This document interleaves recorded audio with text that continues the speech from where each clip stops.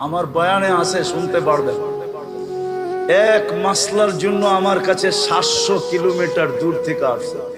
2008 আমার সফর চলতেছিল এন্টার ইউরোপ। আমি জার্মানির ফ্রাঙ্কফুর্টে বসা ছিলাম।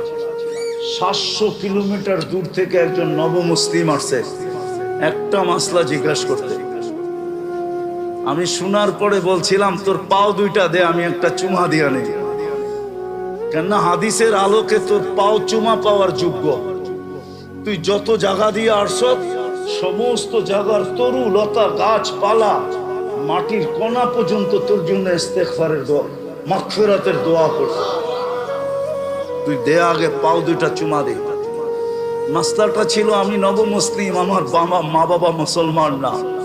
ইসলাম, আল্লাহ, রসুল, কোরআন, হাদিস আমার অমুসলিম মা বাবার সাথে কেমন ব্যবহার শিখায়, আমি কেমন ব্যবহার করব।